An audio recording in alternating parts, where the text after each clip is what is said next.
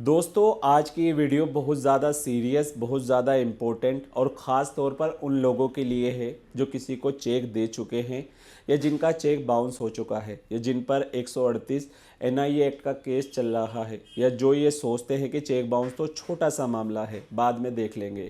तो अगर आप ऐसा सोचते हैं तो आज की वीडियो आपकी आंखें खुलने वाली है। जी हाँ, क्योंकि 25 सितंबर 2025 को माननीय सुप्रीम कोर्ट ऑफ इंडिया ने सेक्शन 138 एनआईए एक्ट पर एक ऐसा फैसला दिया है जिसने पूरे चेक बाउंस के पूरे कानून को ही पलट कर रख दिया है। क्योंकि अब तक क्या होता था, केस सालों चलता था, आरोपी आराम से डिफेंस लेता था, कोर्ट में बहस होती थी कि पैसा दिया गया था या नहीं, शिकायतकर्ता के पास पैसे थे या नहीं, जिसके बाद गवाह की गवाही, जिरे तारीख पर तारीख और चेक बाउंस का केस एक रिकवरी सूट बनकर रह जाता था।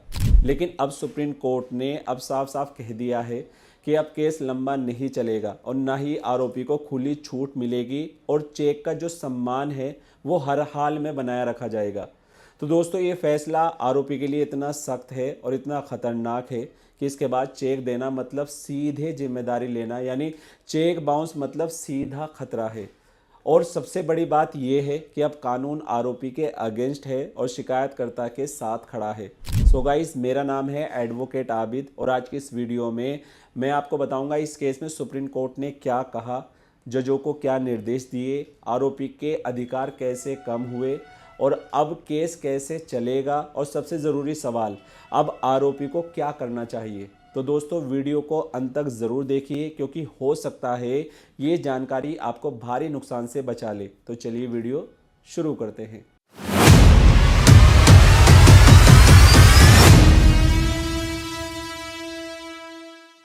दोस्तों आज मैं आपको बताने जा रहा हूं सुप्रीम कोर्ट के उस फैसले के बारे में जिसने चेक बाउंस केस का पूरा खेल ही पलट दिया। अगर आपने कभी किसी को चेक दिया है या आप किसी से चेक लेने वाले हैं तो ये वीडियो आपके लिए बहुत बहुत ज़रूरी है, क्योंकि 25 सितंबर 2025 को संजाबिस तरीवर्षी Kishore S Borkar, criminal appeal number है 1755 2010।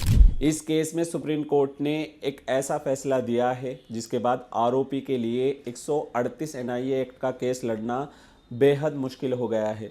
क्योंकि हमारे देश की अदालतों की सबसे बड़ी समस्या क्या है, देश की अदालतों में लाखों चेक बाउंस केस पेंडिंग है, वो चाहे मजिस्ट्रेट कोर्ट हो या सेशन कोर्ट हो या हाई कोर्ट हो या खुद सुप्रीम कोर्ट हो, हर जगह 138 एनआईए एक्ट के मामले भरे पड़े हैं। क्योंकि पहले असल में क्या हो रहा था, चेक बाउंस का केस एक क्रिमिनल केस होने के बावजूद धीरे धीरे रिकवरी सूट बन गया था। शिकायतकर्ता से पूछा जा रहा था कि तुम्हारे पैसे थे या नहीं, तुमने लोन दिया था या नहीं, जिसके बाद सालों साल ट्रायल चलता था, गवाहों की गवाही होती थी, जिसके बाद क्रॉस एग्जामिनेशन होता था, फिर अपील रिवीजन, जिससे इस कानून का जो मकसद था वो ही ख़त्म हो गया। लेकिन अब इस पर सुप्रीम कोर्ट ने बहुत साफ शब्दों में कहा है कि सेक्शन 118 और सेक्शन 139 एनआईए एक्ट, ये दोनों धाराएं आरोपी के खिलाफ प्रिजम्पशन बनाती है। मतलब क्या, अगर आरोपी ने चेक दिया और वो चेक बाउंस हो गया तो कानून ये मानेगा ये चेक किसी कानूनी देनदारी या कर्ज के बदले दिया गया था, जिसके बाद शिकायतकर्ता को ये साबित करने की ज़रूरत नहीं है कि उसके पास पैसे थे या नहीं, उसने पैसे कब दिए थे और किस तरह से ये पैसे दिए थे। इस केस में सुप्रीम कोर्ट ने जजों को भी सख्त चेतावनी दी है और कहा है कि अगर कोई मजिस्ट्रेट या जज चेक बाउंस केस को सिविल केस की तरह लंबा चलाता है तो ये गलत है। आरोपी को बिना वजह डिफेंस देने का मौका देना कानून की भावना के खिलाफ है। तो अब चेक बाउंस केस में सही तरीका क्या होगा? तो अब समरी ट्रायल होगा, तेज सुनवाई होगी, जल्दी फैसला होगा और आरोपी को जल्दी सजा होगी। इसलिए अब समरी ट्रायल ज़रूरी है। सुप्रीम कोर्ट ने इस पर साफ निर्देश दिए हैं कि चेक बाउंस के मामले को समरी ट्रायल के तहत चलाया जाए, जहां बिना किसी लंबे डिफेंस के सीधे सज़ा सुनाई जा सके। अगर कोई मजिस्ट्रेट इसे लंबा खींचना चाहता है या आरोपी को डिफेंस का मौका देना चाहता है तो उसे अपने ऑर्डर में इसके लिए ठोस रीज़न लिखने ज़रूरी होंगे। बिना कारण लिखे अब केस लंबा नहीं लटकाया जा सकेगा। तो इसका सीधा सा संकेत ये है कि फटाफट सज़ा सुनाओ और पैसे वसूल करवाओ। तो दोस्तों अब सवाल ये है कि कौन सा जज इतनी मेहनत करेगा सिर्फ आरोपी को बचाने के लिए। तो इसका सीधा सा संदेश है, फटाफट ट्रायल करो और फैसला दो। आरोपी के लिए एक और बुरी खबर है, अब घर बैठे केस नहीं लड़ पाएंगे। सुप्रीम कोर्ट ने यह भी कहा है कि आरोपी को कोर्ट में फिजिकली हाजिर होना होगा ताकि वो जज के सामने खड़ा होकर अपनी बात कहे। साथ ही हाजिरी माफी की जो एप्लीकेशन वकील साहब लगाते थे उन्हें अब बिना ठोस सबूत के मंजूर नहीं किया जाएगा। मजिस्ट्रेट साहब को भी कहा गया है कि वो आरोपी को बार बार हाजिरी से छूट ना दे। साथ ही केस की पैरवी ऑनलाइन के बजाय फिजिकली हियरिंग में करने पर जोर दिया गया ताकि आरोपी और शिकायतकर्ता कोर्ट में आमने सामने होंगे ताकि मामला जल्दी समझा जाए और जल्दी निपटाया जाए। सुप्रीम कोर्ट ने हाई कोर्ट को भी सख्त निर्देश दिए हैं और कहा है कि बड़े हाई कोर्ट जैसे Bombay high court, Delhi high court और कोलकाता हाई कोर्ट एक स्पेशल कमेटी बनाए, जिसके बाद ये कमेटी सभी पेंडिंग 138 के केस की लिस्ट तैयार करेगी, यानी निचली अदालतों के पेंडिंग केस की लिस्ट तैयार करेगी, जिसके बाद केस की रफ्तार की जांच हो सकेगी। केस को जल्दी निपटाया जाए और जिला जज को हर केस पर कड़ी नजर रखने का आदेश दिया गया। कुल मिलाकर बात यह है कि सुप्रीम कोर्ट अब चेक बाउंस को लेकर बेहद सख्त है।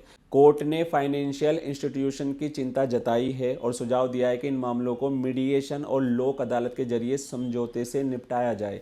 इस जजमेंट के बाद आरोपी के लिए फेयर ट्रायल की उम्मीदें कम हैं और सजा का डर ज़्यादा हो गया है। दोस्तों, इस जजमेंट के कई और भी पहलू हैं जिन्हें मैं आने वाले वीडियो में अलग से कवर करूंगा। संजाबिज तरीवर्षी किशोर एस बोरकर, इस केस में मजे की बात तो ये है कि हाईकोर्ट ने पहले आरोपी को बरी कर दिया था, लेकिन सुप्रीम कोर्ट ने हाईकोर्ट के फैसले को पलटते हुए आरोपी के खिलाफ फैसला सुना दिया। कोर्ट ने कहा कि चेक बाउंस में समझौते, लोक अदालत और मीडिएशन को बढ़ावा दिया जाए, न कि मुकदमेबाजी को।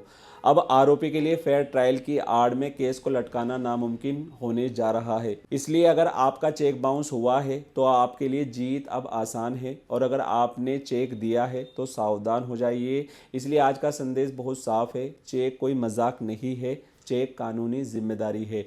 अगर आप चेक दे रहे हैं तो सोच समझ कर दें, और अगर आपने चेक ले रखा है तो कानून अब आपके साथ मजबूती से खड़ा है। ये फैसला ईमानदार लोगों के लिए राहत है और फर्जी डिफ़ॉल्टर के लिए चेतावनी। अगर आपको ये जानकारी महत्वपूर्ण लगी हो तो वीडियो को लाइक करें और उन दोस्तों के साथ ज़रूर शेयर करें जो ऐसी कानूनी मामले में फंसे हैं। आपकी इस फैसले पे क्या राय है? क्या ये सही है या आरोपी के अधिकारों का हनन है? कमेंट में हमें ज़रूर बताइए। कानून की ऐसी ही ताज़ा अपडेट के लिए हमारे चैनल को सब्सक्राइब ज़रूर करें।